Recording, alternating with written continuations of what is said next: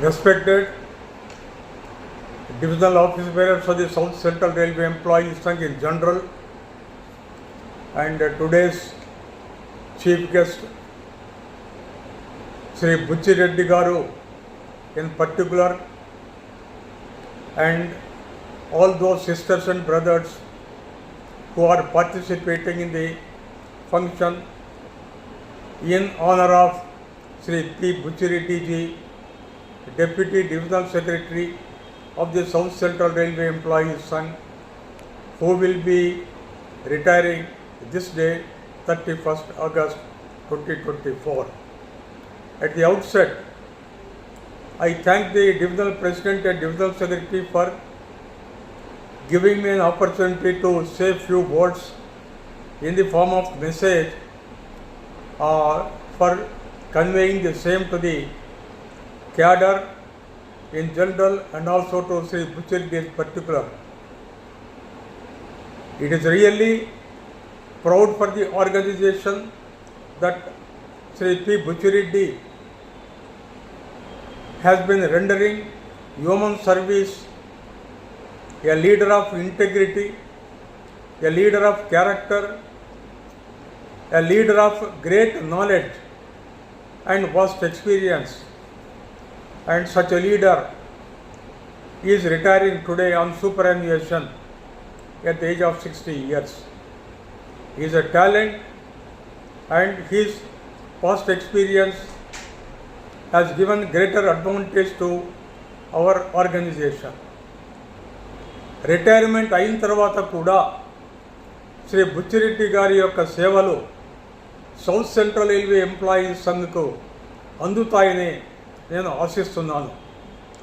ఈనాడు నేను సికింద్రాబాద్లో శ్రీ పి. బుచ్చిరెడ్డి గారి యొక్క రిటైర్మెంట్ కార్యక్రమంలో పాల్గొనాలని ఉన్నప్పటికీ కూడా రైల్వే బోర్డ్ సిఆర్బి రిటైర్మెంట్ సందర్భంగా, కొత్త సిఆర్బి టేకింగ్ ఓవర్ సందర్భంగా, రైల్వే శాఖ మంత్రి నిన్నటి ఫంక్షన్లో ఆయన వచ్చాడు కాబట్టి ఆ ప్రోగ్రాం సందర్భంగా నేను హైదరాబాద్ చేరుకోలేకపోయాను. కనుక క్షమించాల్సిందిగా సౌత్ సెంట్రల్ రైల్వే ఎంప్లాయీస్ సంఘ నాయకులకు, కార్యకర్తలకు నేను ప్రాధేయపడుతున్నాను. ఇక్కడ ఉన్నా కానీ మీకు అందుబాటులో ఉన్నాను. ప్రతి సమస్యను పరిశీలించి న్యాయం చేయడానికి ప్రయత్నం చేస్తున్నాను. ఈ సందర్భంగా బుచ్చిరెడ్డి గారి యొక్క మరవరాని యొక్క అచీవ్మెంట్స్ నిజంగా గర్వించాల. ఈనాడు హెచ్ఓఈఆర్లో మార్పు తెచ్చి, క్లాసిఫికేషన్లో మార్పు తెచ్చి, 10 గంటలను తగ్గించి ఉద్యోగులకు, కార్మికులకు ఓవర్ టైం లభించే విధంగా మార్పు చేసినటువంటి ఘన చరిత్ర శ్రీ పి. బుచ్చిరెడ్డి గారిదని నేను చెప్పడంలో ఎలాంటి అతిశయోక్తి లేదని నేను భావిస్తున్నాను. ఇంతటితో సమస్యలు పరిష్కరించాలని నేను అనడం లేదు. ఇంకా చాలా సమస్యలు ఉన్నాయి.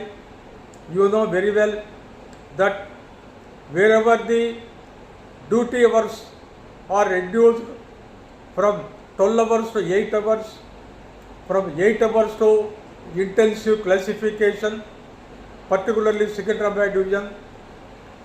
We have taken up at GM level in the PNM meeting, demanding that from the date of job analysis completion, the employees who have been given revised classification under HOER, they are to be paid overtime arrears with effect from back date in terms of Railway Board's order dated 5th December 1974.